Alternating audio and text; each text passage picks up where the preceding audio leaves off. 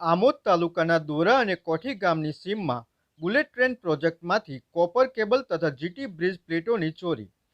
આમોદ તાલુકાના દોરા અને કોઠી ગામની સીમમાંથી તારીખ 23 જાન્યુઆરી 2025ના રોજ સાંજના આશરે 5 વાગ્યાથી તેમજ 29મી જાન્યુઆરી 2025ના સાંજના 6:30 કલાક દરમિયાન બુલેટ ટ્રેન પ્રોજેક્ટમાં ચાલતા કામમાંથી કોપર કેબલ તથા જીટી બ્રિજ પ્લેટોની અજાણ્યા ચોર કુલ 2,19,000નો મુદ્દામાલ ચોરી પલાયન થઈ ગયા હતા।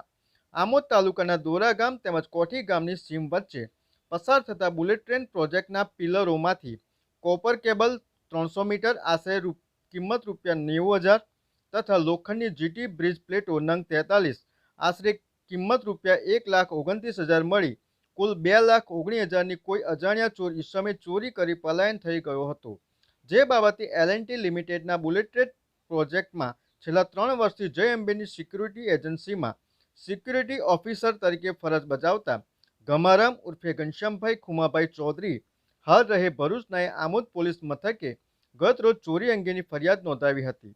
આમોદ પોલીસ ઇન્સ્પેક્ટર રાજુ કરમટિયાએ FSL તેમજ ડોગ સ્ક્વોડની મદદ લઈ અજાણ્યા ચોરોનું પગેરું શોધવા કવાયત હાથ ધરી હતી। BMP news, think positive.